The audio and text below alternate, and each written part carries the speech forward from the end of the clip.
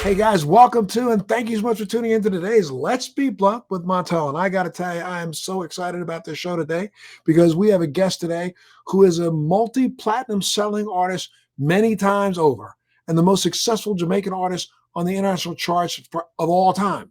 He's had 3 Billboard #1 singles and 5 Billboard Hot 100 top 10 tunes and even more chart entries over 3 worldwide best-selling albums, which have sold more than 11 million copies worldwide. He's won both a Grammy and an American Music Award for his work, amongst many other accolades. Hailing from Jamaica, Mr. Sean Paul, so great to have you here as part of Let's Be Blunt with Montel today, sir. Thanks for being here, brother. What's up, bro? Thank you for having me. Thank you for giving me the time, man. Absolutely, sir. No, man, look, congratulations on yet another Grammy nomination.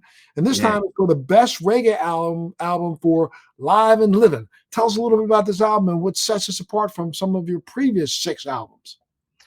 Live and Livin is basically my first own production for my own label. You know what I mean? That's great.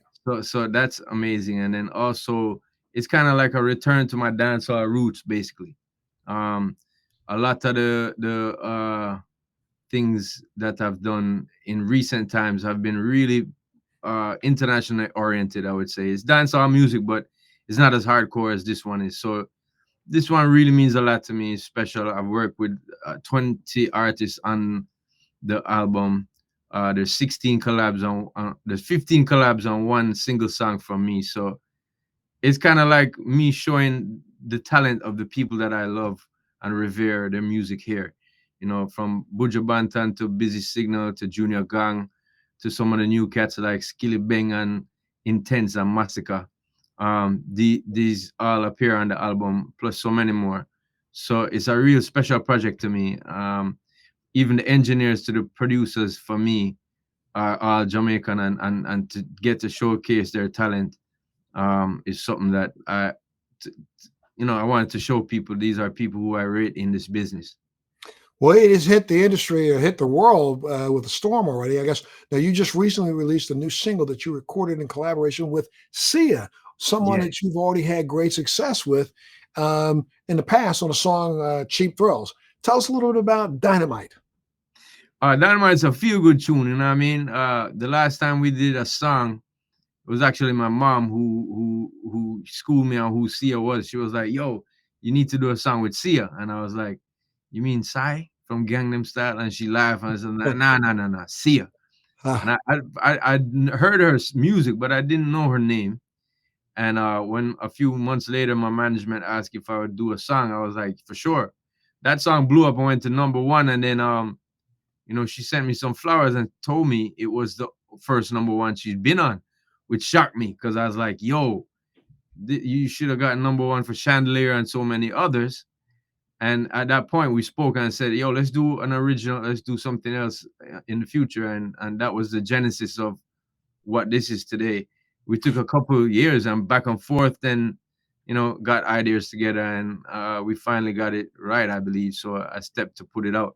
It has already blown up video-wise. I mean, this is a brand new, inspired, dynamic sci-fi. You use sci-fi video theme for this. Why did you do that? What inspired you to use sci-fi? Well, Storm Salter is the director, and he's a Jamaican director, which I like some of his movies. A lot of our movies show the harder they come again and again. There's guns and the gangster lifestyle, but he has some movies which are, they show other aspects of our life. And so I picked him to do it. And he said to me, let's go to the future. Let's go 100 years after Jamaica's independence, which was 1962. So this is 2062. And we're just kind of trying to show the longevity of the music. Dancehall music has been a music that helped to spawn music such as hip hop, such as reggaeton. It's influenced what Afrobeat sounds like today. It's influencing the soca scene in Trinidad and also the zesting music that they're producing down there. And the pop guys, the Biebers and the Drakes and all these, Ed Sheerans and stuff that sounds similar to what we've been doing. So I just wanted to, along with his idea, just show the longevity or the the staying power of this genre in itself. Not just my career, but this genre. And the We want fact to that it's see going it. to be around in 100 years, right? Yeah, we want to see it in 2062 and beyond that. Big genre. So yeah, that was kind of the concept of it. I personally, Montel, I don't want to see uh buildings larger than our mountains in Jamaica, really personally, but it was just a stretch of the imagination, and we put it together. The flying cars I would love to see, but it's just a dope vibe, and a feel good Yeah. song. So yeah, went with it. Well, talk about a dope vibe. Now, one of the most important topics that we talk about on this podcast is cannabis. I know that that's why we call it Let's Be Blunt. And you were Yes, sir. born and raised in Jamaica and still reside there. Jamaica has a rich history when it comes to cannabis. Let's back up and talk a little bit about that and about, where you first taught about cannabis, my brother, when you were growing up. With cannabis, we call it ganja, and Yes. it always existed. I mean, my father used to be one of these dudes who would be rolling up, basically taking the seeds out. There was a whole process he used to go through, and I used to watch as a kid. Never smoked it as a kid. Always understood that's something for dad, just like smoking cigarettes or maybe taking a drink. And at the probably the right age of me getting a little curious, and later on in my teens, like 17 years old, I started to kind of like get curious. Then what I Yeah, mean. yeah, I And do. I mean, because you were pretty much an athlete, right? From age 13 to 21, you were part of yeah, the national water polo team, right? yeah, and swimming team for Jamaica. So I've been to Junior Pan American Games and events like that. Carifta Games is something that we have in the Caribbean for kids under 18. It's like our Olympics almost. It happens every year. So I've been to those events, and I represented Jamaica so much for that water polo and swimming. And then when that was kind of dying down for me, I started to kind of experiment. Well, I wouldn't say experiment, just get more curious about this stuff. I always loved the smell. Every time my father was smoking, I'd be like, "That's the nice smell." You know what I Yeah, mean? yeah, yeah, Um, yeah. my father was an advocate. He tried to be the hustler in the back in the days.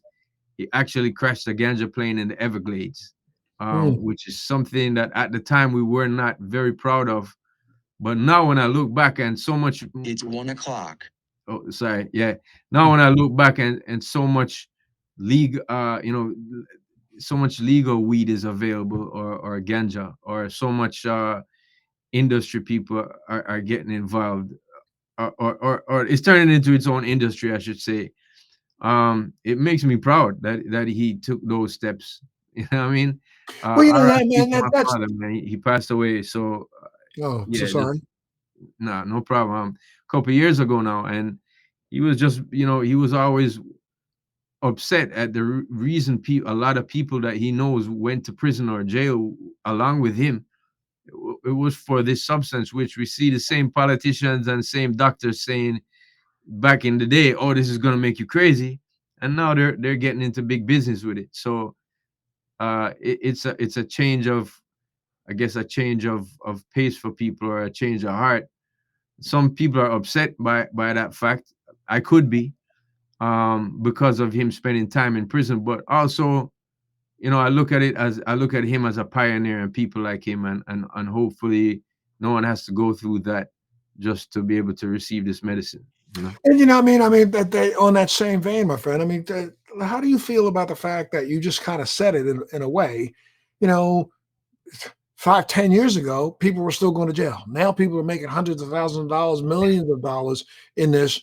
And Jamaica was always the genesis. I mean, when you really look back over 20 years, Bob Marley, and you think about back in the day, when people were vilifying cannabis, Yeah. Jamaica was leading the way and saying, hey, wait a second, this is a sacrament. Not only is it Yeah. a sacrament, but this is also something that is part of our life. How dare you forbid this? And now all of a sudden, the same people who were the haters are the people who are now the lovers heading over to the bank, depositing their checks. Yeah. It is disheartening to see, to understand that, but I rather look at the positives in situations. For me right now, dispensaries, they I famously said a couple weeks ago in an interview that most dispensaries I know, the weed tastes like cardboard, and I got a lot of flack from that. But honestly, I still go to the real farmers, and I try to support them because they are the people who have had it all this time coming straight up. You know what I mean? And they're being, some of them, especially in Jamaica, they're being left out of this industry, which is quite a shame. So yeah, it does get you angry, but I'm rather I rather to look at it like, let's move on from this. Let's know that it's changed now, and instead of feeling the shame or the guilt or the depression of what happened to my pops, I rather look at it as he was a pioneer. He was someone who fought for this time to happen, and be proud of that. And and I've spoken a couple of times in Jamaica on the issue of the fact that most of the farmers that were the original, the original OGs, but the ones that were originally growing are Yeah, being left out of this corporate, juggernaut that's headed yeah, down the pike. And why wouldn't they allow these guys, the guys who are the genesis growers, the guys who were there to begin with, who have more knowledge about the plant than any of these wannabes nowadays? Why wouldn't they help to include them in this process? And that still seems to be a battle not only in Jamaica but here in the States. yeah. It's funny, I've had people who are business people, friends, that they never had nothing to do with weed, and they get into it. I had somebody come and give me a pen. "Hey, this is my pen," and Yeah, smoking the oil. I've right. had somebody come and tell me that, give me brownies and tell me that when it's legalized, he's gonna start this edibles business, but there was no THC in the brownie, and I was like, you don't know what you're talking about, bro. People Right. is not gonna remember this product. Right. No kidding, my You friend. know what I mean? Yep. So it's funny because big business usually gets involved with things, and from my perspective, it gets a little watered down, or it gets what can I say? It's not as potent as it should be, and maybe certain things should be left as, you do this for your own, in your own backyard, or a couple of people that who are good farmers, you support them, and that's what I've been doing. I am getting into the business, but I would like to, for me, the edibles is something that I did for 5 years. When I just quit smoking for a while, and I did, teas. I made my own tea. I made oils from it, and I put it in whatever food I was eating. And what I found, that when I traveled to the States where it was legal, in these, or where you could get it in some of these places, is that it was full of sugar or full of salt. And if you're diabetic, if you're somebody that's watching hypertension or something like that, that can be a real negative. Yeah, Maybe I've, you I've don't been want to. I've been one of, like, just like you, my friend. I've been one of those complaining about the fact that we want to call it medicinal. Why would you inundate it with sugar when we know Yeah, sugar is what actually feeds cancer? So we should exactly. slow down on the amount of sugar that we're using and try our best to do it as much naturally as we possibly can. That's my sentiment with it. So I've been trying to look into getting a product out that's Yeah. meaningful in that respect, Yeah, because and there's people who and don't you're want to thinking about smoke. edibles? If what? You're thinking about edibles? Yeah, as well as my own strain, but for people who do not want to smoke, but they want to receive, whatever medicine, whether it helps them to be calm, whether it helps them to concentrate or something, whether it helps them, to with swelling in their bodies, all this type of stuff. It affects people differently, and I think that it's a good thing to look into. Um, there's far too much emphasis on smoking this herb alone, where there's other benefits you could get from steaming, from making teas or oils, and I'm an advocate for it in that respect also. So I'm looking to get in that way and try to make a difference or a change where the edibles are concerned. That's unbelievable. Do you have any idea when you might launch your brand? No, I've been working on it for quite some time, and talking with many different people, and we're trying to find Mhm. the best route for me to kind of put my foot forth. But that's my angle. Yeah, I would like to have a strain, and we're testing out stuff like that every day, Hey, okay, there you go. so to speak. But also, uh, the edibles is really important to me. Absolutely. Oh my goodness! Because if you had to stop for a second and think about it, the very first time you experienced cannabis, ganja, what do you remember? I remember talking my ass off. Like I was just like, yo, and I didn't realize I was doing it. And then people was like, yo, I was in a party and I noticed everybody looking at me, and I'm like, oh, I'm actually being very vocal more than I usually am, and it just made me very social.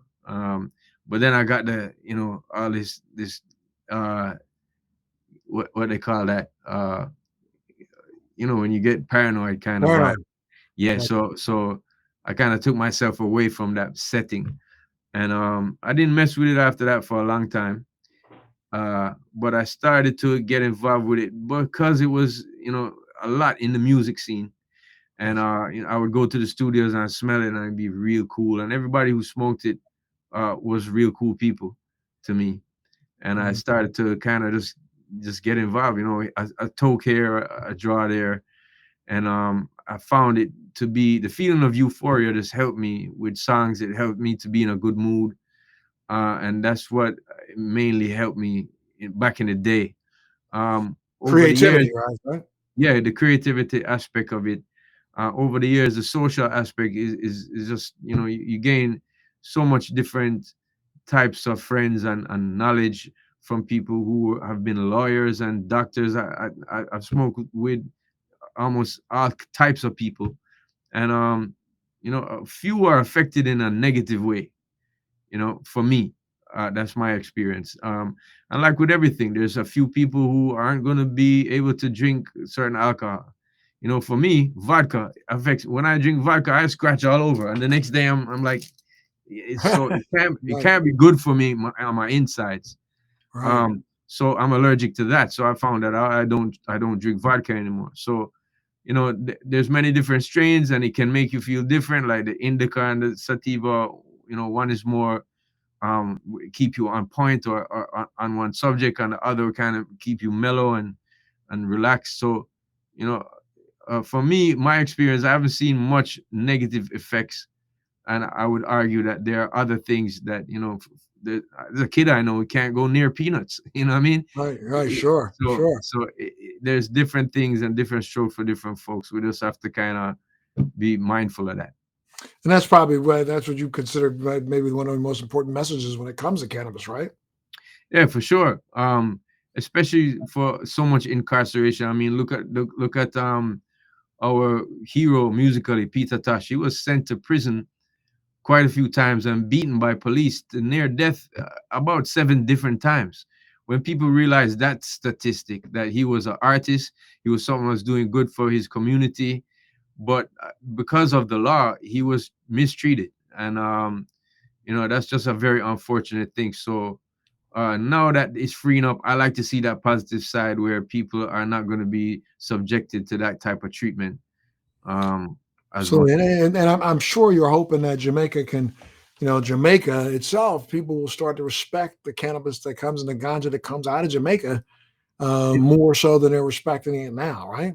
Yeah, it's been becoming a better scene here. There's a few dispensaries, but as I said, people like me, we know the real farmers, and we go support them as well.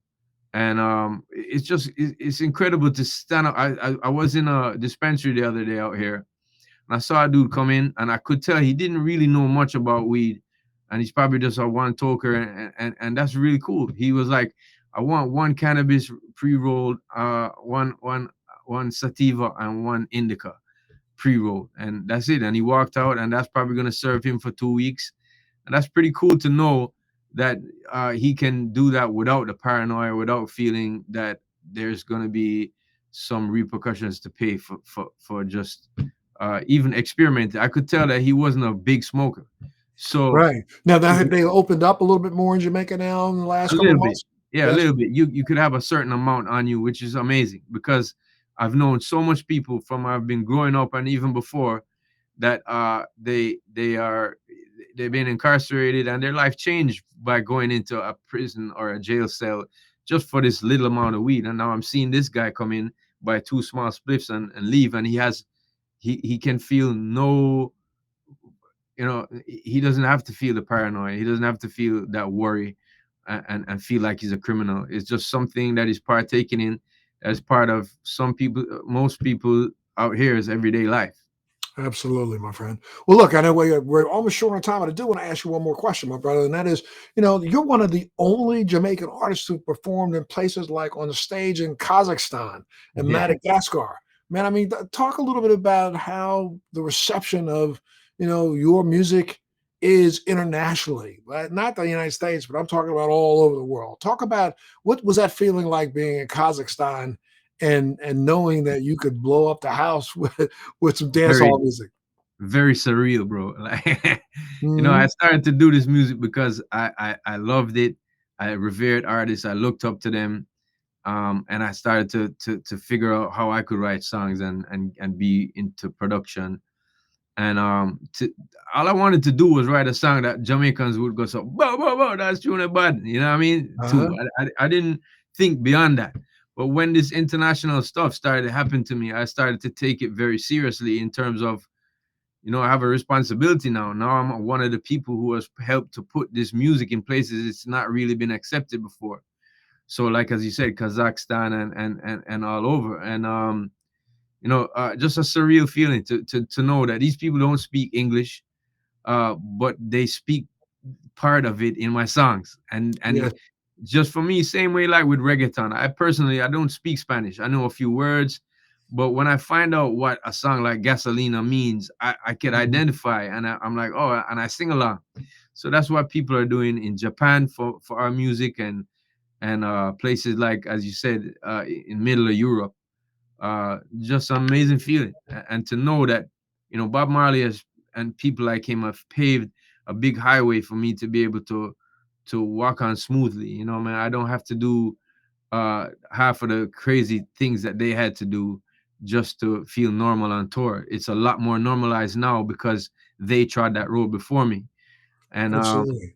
I'm proud of that, man. I'm proud to be one of the people now as the next step, and that's why this album Live and Living was so special to me, to be able to show that not only me to the Kazakhstan fans, then like I could show you Busy Signal, I could show you somebody who I think is just a very dope MC, very potent lyricist, and that was important to me to show. You know what I mean?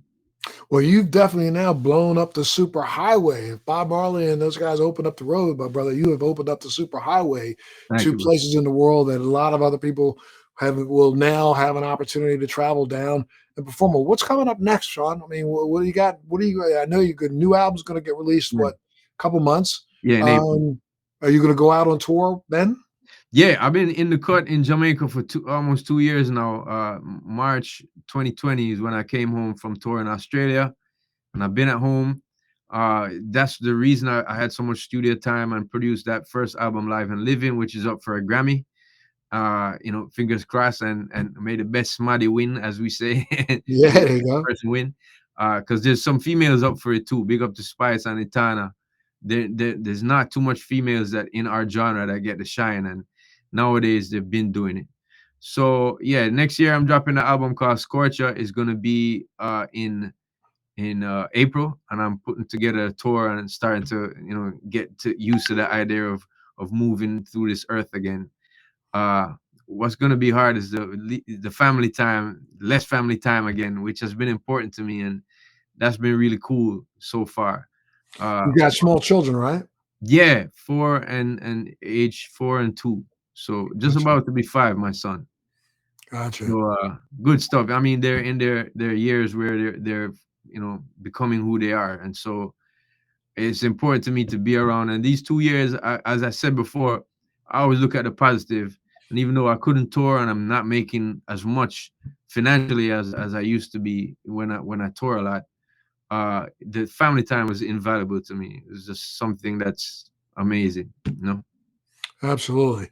And then I mean, are you planning on just staying with the music, or are you planning on crossing over and different media genres? Meaning, you got any ideas of doing any film or anything like that? For me, I've always, it's a romance, like maybe one day, but I haven't felt myself in a role. I've had a couple scripts come my way, and I'll be like, I don't feel that represents me. So I think I'm still being the artist selfishly, for myself, and I mean, and all the people who do like my music, and music has brought so much to my life.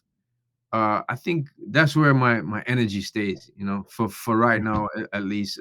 I've been forever, making music now for quite some time, and it ain't broken, so I'm not gonna try to fix it. I don't want to try to go into anything that Or, I don't really think I'm really that suited for.